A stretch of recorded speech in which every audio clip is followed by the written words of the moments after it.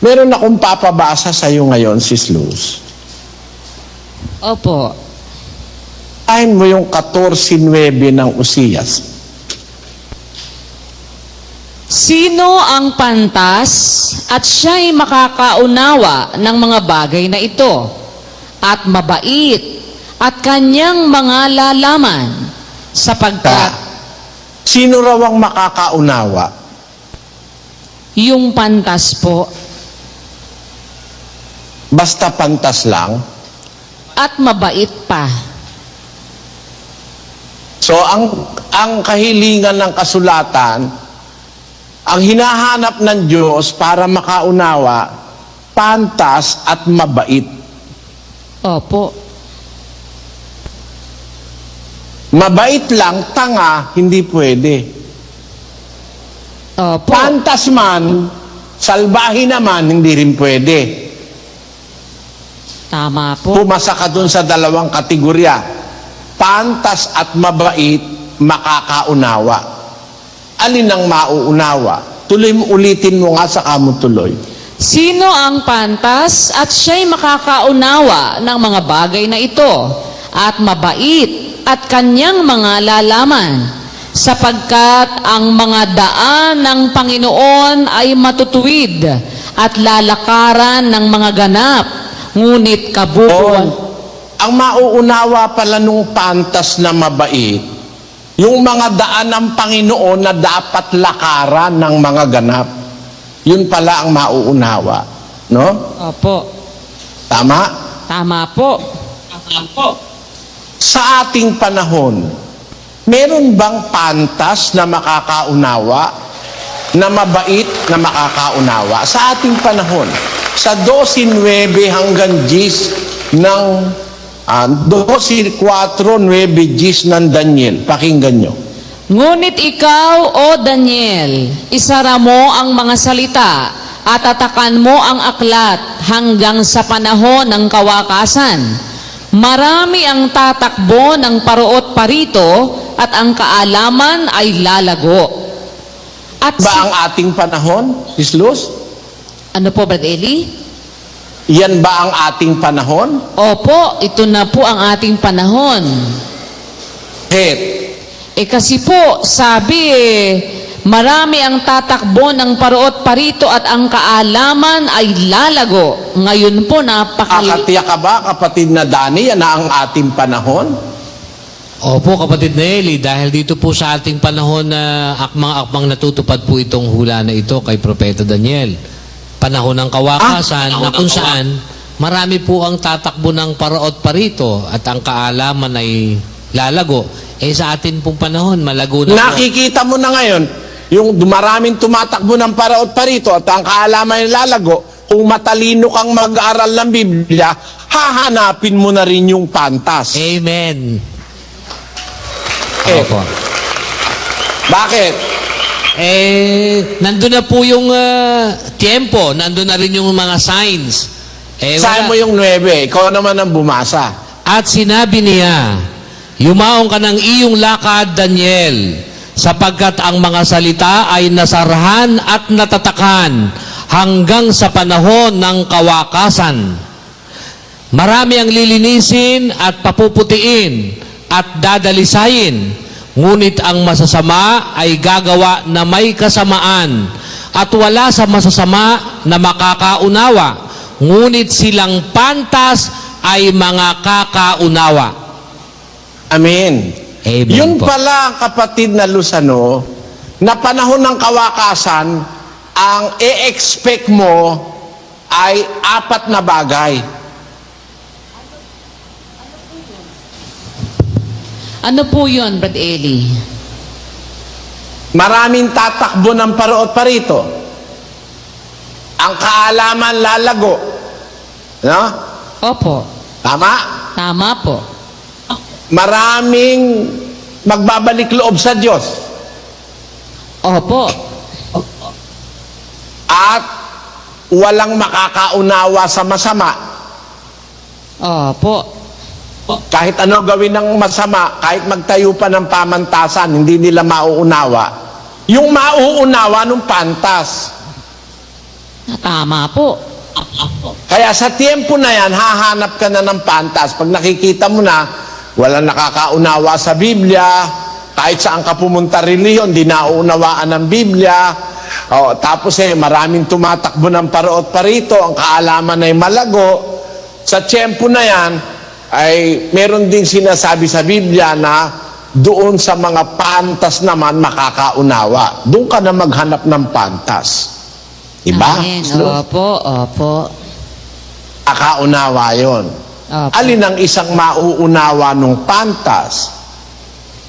Alin po? Basahin mo yung Jeremias 9:12. Sino ang pantas na makakaunawa nito?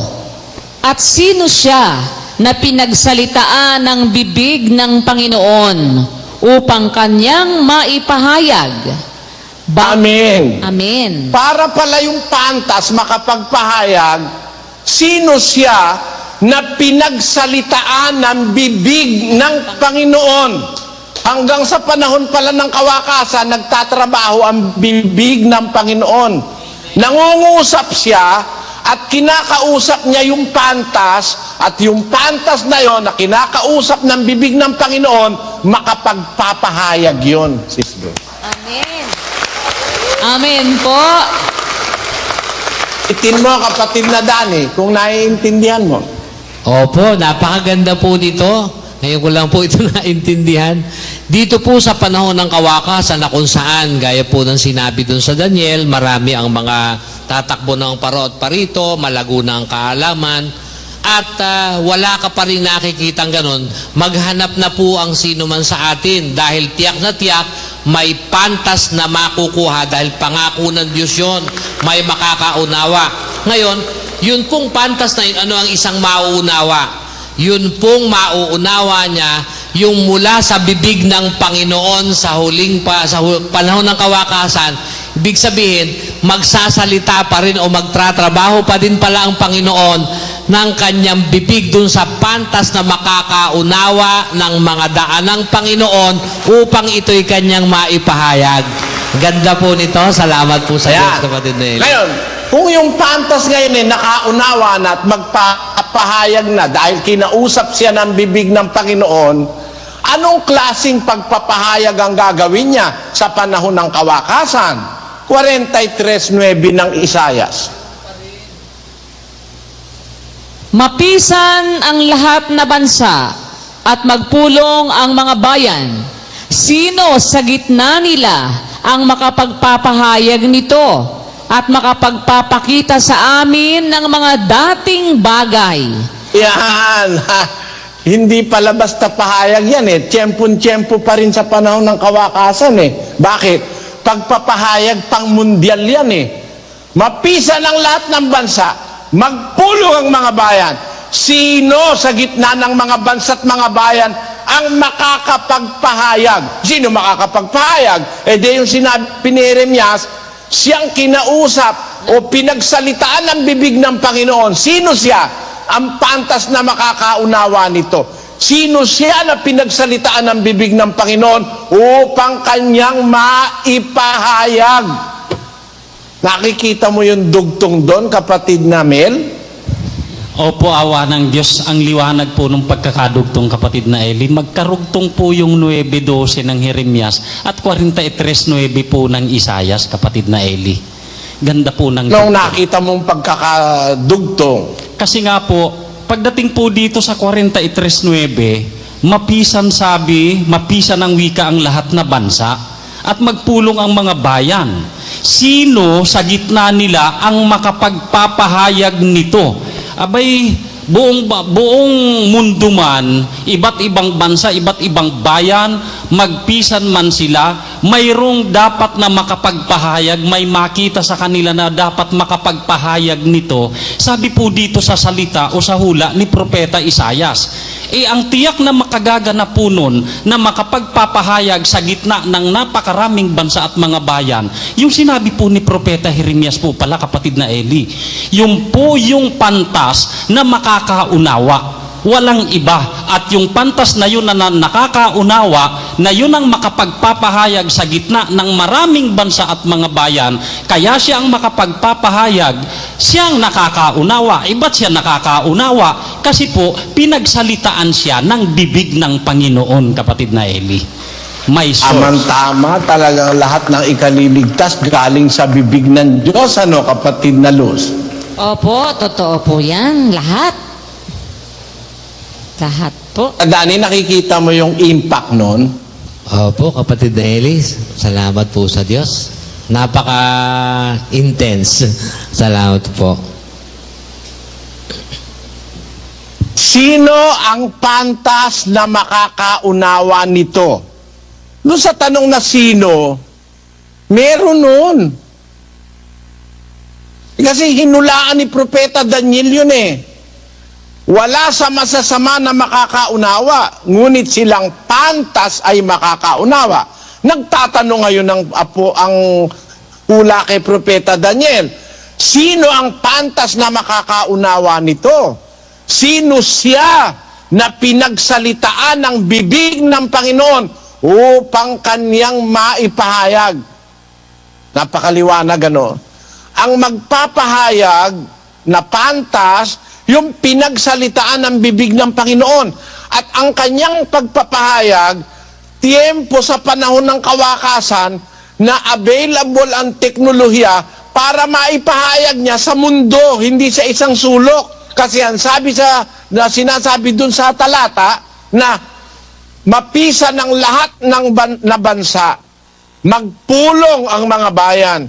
Sino sa gitna nila ang makapagpapahayag nito at makapagpapakita sa amin ng mga dating bagay?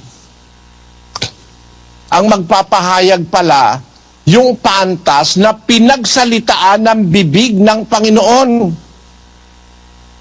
Alam mo kung bakit, Sis Luz? Bakit po? Nagpapahayag iba eh. Ano po ipinapahayag? 23:16 ng Jeremias. Ganito ang sabi ng Panginoon ng mga hukbo. Huwag ninyong dinggin ang mga salita ng mga propeta na nanganghuhula sa inyo. Sila'y nangagtuturo sa inyo ng walang kabuluhan. Sila'y nangagsasalita ng pangitain ng kanilang sariling puso at hindi mula sa bibig ng Panginoon.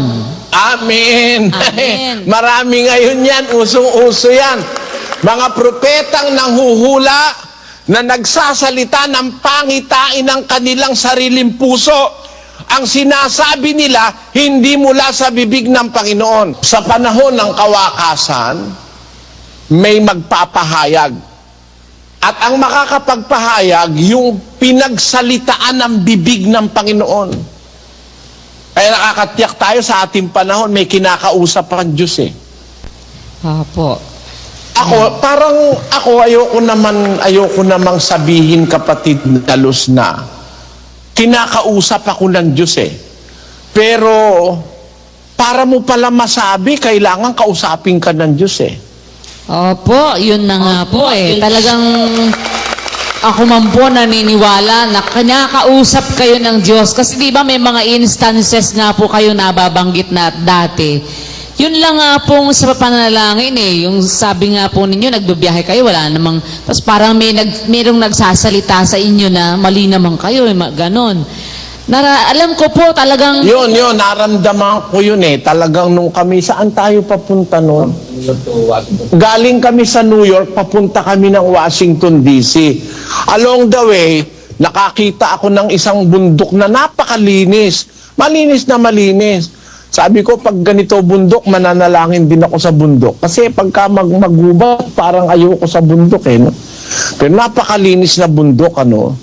Kung ganito ako, mananalangin din ako sa bundok. Sabi nung isip ko, hindi siguro isip ko, may sabi nun, ano, basta naisip ko lang. Sabi na sa isip ko, mali naman yung panalangin nyo eh. Sabi, hindi nga kayo, mali nga yung pagluhod nyo eh. Pagdating namin sa hotel, nung makarating kami, Sabi ko kila kapatid na Cyrus, tingnan mo nga ako yung salita na yun na kung paano yung panalangin. Doon ko natuklasan na mali pala yung luhod katoliko na minana ng protestante, na minana ng iglesia ni Manalo. Yung pala yung luhod hilaw. Hindi pala yun ang nasa Biblia, Sis Lou. Opo, kaya... Nung minsan naman, madaling araw, akong mag-isa, parang maaalimpungatan ako, meron naman akong narinig na parang wala namang tinig na, walang tinig na audible. Wala akong narinig na tinig. Pero sa isip ko, merong nagsasalita sa akin at itinuturo yung ganun pala kako yun. Kaya naglalabasan niyang mga tekstong masasabi mong mahiwaga talaga dahil kung hindi ipinaiisip at hindi sinasabi ng Panginoon yan, maiisip ko ba yan, paksa na yan kung hindi nga may nagsabi sa akin yan, Sis Luz. Ayoko namang angkinin, ayoko namang maging pangahas ako na sabihin kung kinakausap ako ng Diyos. Pero sa hula, yung palang taong makakaunawa at makapagpapahayag, pinagsasalitaan pala yun ng bibig ng Diyos, kapatid na Luz. Opo, totoo po yun. At ako po, sumasampalataya ako, talagang kinakausap kayo ng Diyos. Kasi hindi po maituturo itong lahat ng ito na mga pinag-aralan natin, itong buong 3 araw na ito na mga tekstong pinag-aaralan natin. Kung hindi kayo kinakausap ng Diyos, hindi po ito maituturo ng ganito kaliwanag at maiintindihan ng kapatiran at pati yung mga nakaraang mga paksa. Hindi po ito maiintindihan kasi malibang ituro talaga ng Diyos at pagsalitaan ng bibig ng Panginoon, sudlong-sudlong po talagang lahat po tumatama lahat po tumuturo na kayo po ay kinakausap at pinagsasalitaan ng bibig ng Panginoon. Hindi po yun kayabangan, hindi ito pagmamalaki. Yun lang ang totoo talaga. Hindi kagaya ni Kibuloy, nag-aangkin, siya daw, I had a revelation. Siya daw ay kinakausap ng Diyos. Pero, naku po, sinungalingan ang sinasabi. Ang talagang kinakausap at pinagsasalitaan ng Diyos, si kapatid na Eli sa panahong ito. Siya talaga. Kasi lahat po lahat ng mga sitas na ito, tumuturo po doon Sabi, sino ang pantas na makakaunawa nito? Tapos walang masamang makakaunawa. Ang makakaunawa, yung pantas. Sinong pantas? Yung pantas na pinagsalitaan ng Panginoon. Kailan? Sa panahon ng kawakasan. Ngayon nga po yun yung tiyempo. Tapos yung technology pa sa panahon ngayon na pagsasalitaan siya ng Panginoon para makapagpahayag siya, ipahahayag sa lahat ng mga bansa. Hindi naman ito mangyayari nung araw. Kasi malabo pa noon dahil noon walang teknolohiya para ang lahat ng mga bansa ay mapangaralan mo dahil wala pang ang means of communication na kagaya sa panahon natin. Ngayon po, matutupad ito na ngayon po pwedeng mapangaralan ang lahat ng mga bansa sabay-sabay. Kagaya ng ginagawa ni kapatid na Eli ngayon. Nangangaral siya via satellite. Sabay-sabay na papangaralan. Ang ipinapangaral niya, yung sinabi sa kanya ng bibig ng Panginoon. Kaya, totoong-totoo po yun. Salamat sa Diyos. Salamat sa Diyos. Naintindihan po namin talaga. Salamat sa Diyos. Napakaswerte po namin dahil ang umaakay sa amin ay pinagsasalitaan ng bibig ng Panginoon at lahat ng pruweba. Kahit hindi pa tanggapin ng iba. Ako'y namamangha, Sis Luz, sa kabutihan ng Diyos at sa kapangyarihan niya. Isang bagay na maiisip ko, teka, parang mali, sabihin kong gano'n, kukunin ko yung cellphone ko. Meron ako ritong Greek at saka Hebrew. Titignan ko. Pag nakita ko, mamumroblema na ako. Hanap na ngayon ako ng Biblia. Kulang na yung Biblia ko rito sa cellphone. Wala akong computer. Di naman ako marunong mag-computer. Tatawagin ko na ngayon si Cyrus. Tingnan mo nga ako itong versikulong ito. Tinignan. Sa ibang Biblia. Tinignan. Sa ibang Biblia. Wala naman silang malay. Ba't ko ginaganon eh? Sa ibang salin. Hanggang maubos lahat ng salin. Sabi ko, mali eh. Bakit po? Walang tamang salin. Sabi ko.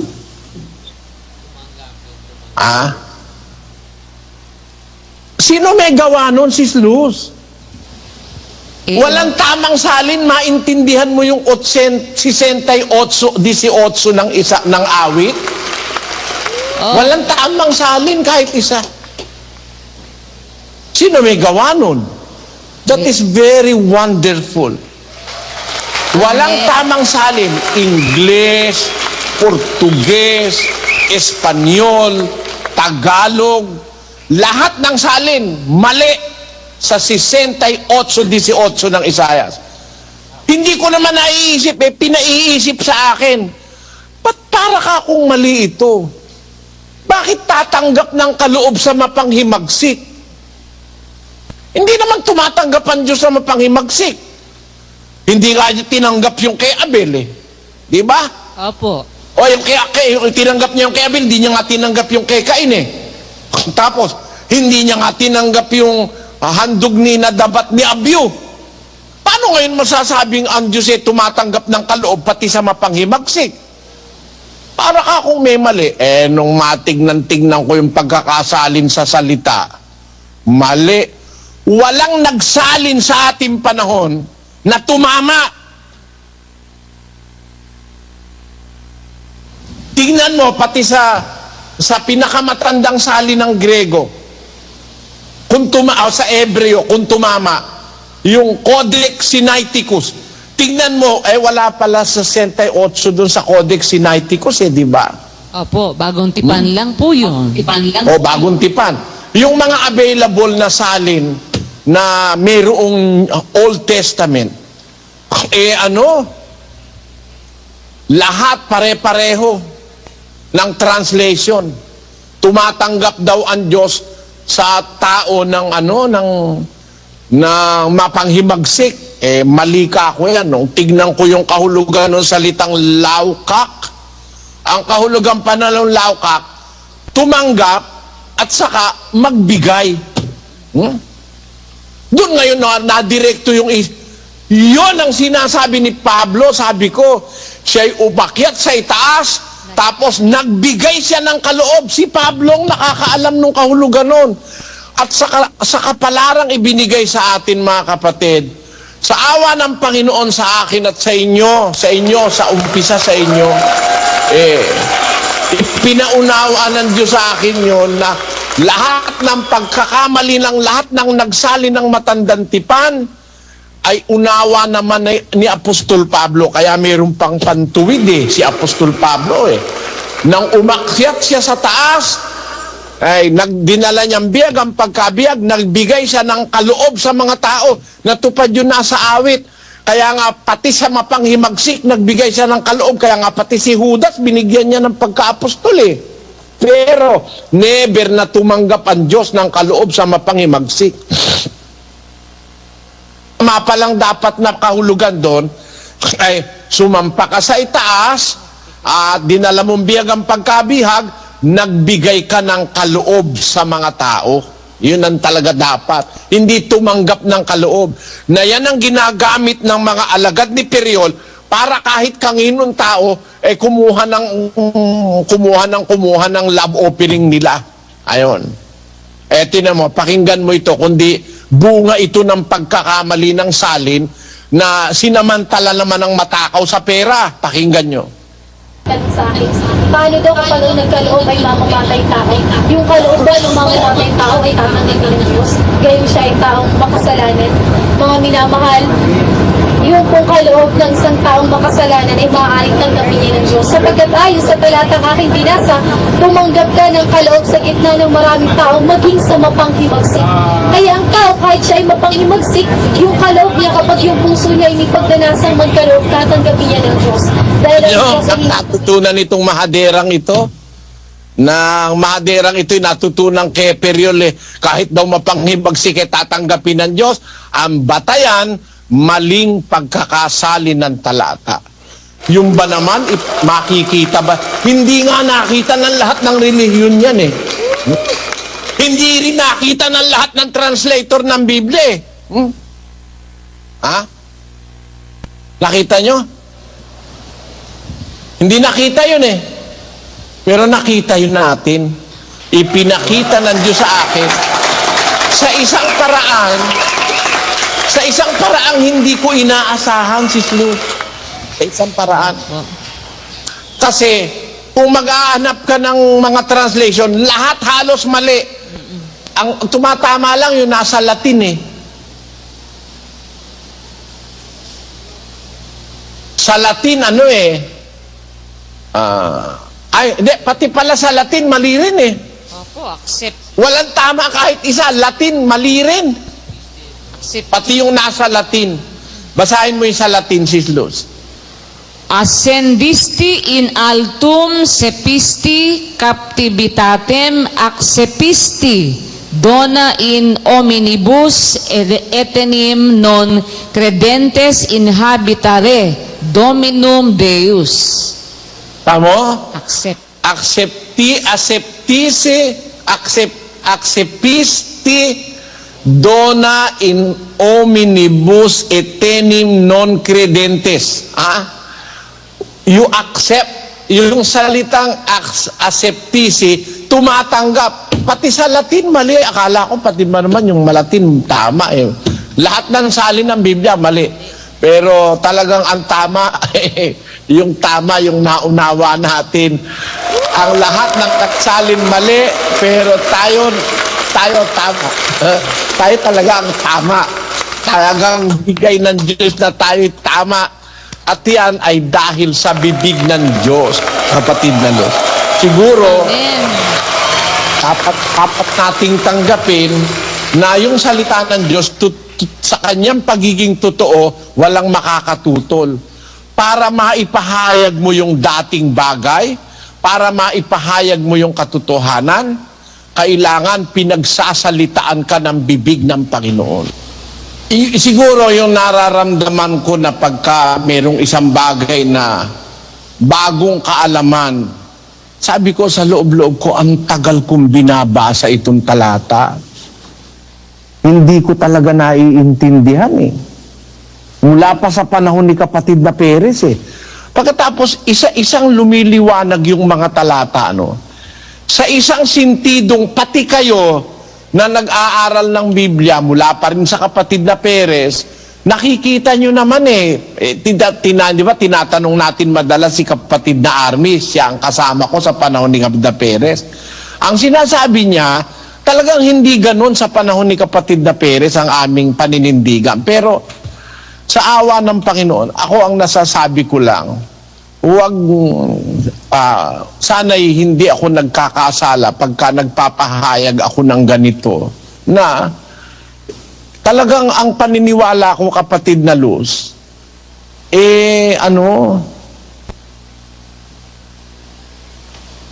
ayoko kasing parang yung sarili ko ang sabihin naghahanap ako ng paraan para masabi ko na hindi masasangkot yung aking sarili. Kaya sabi ko, hindi ko sana kasalanan sa Diyos na basahin ko yung sino ba yung pantas na makakaunawa nito?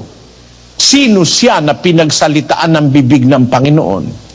Sana huwag akong magkasala pag ituturo ko ito na parang sa sarili ko, sarili ko, Papatak. parang madadama yung sarili ko, sa alam kong pagkatao ko na hindi naman ako karapat-dapat sa Diyos sa aking klase ng pagkatao. Pero ang naiisip ko, Mahal ng Diyos ang kapatirang ito. Sapagkat kaya nagpapahayag ang Diyos, hindi dahil sa akin, kundi para sa inyo. Yun ang nagiging konsolasyon ko. Mahal ng Diyos ang mga kapatid na aking inaakay. Siguro kung ako lang, hindi ko maiintindihan ito. Pero dahil kayo ang gusto ng Diyos na maging recipient ng katotohanan ito, I accept the humble part that God has bestowed upon me to be His instrument in clarifying to you things that have not been discussed or neither touched by other religious leaders. And after all these things have been said and done, I will say, to God be the glory, honor, and power, and might forever and ever. Amen. Salamat.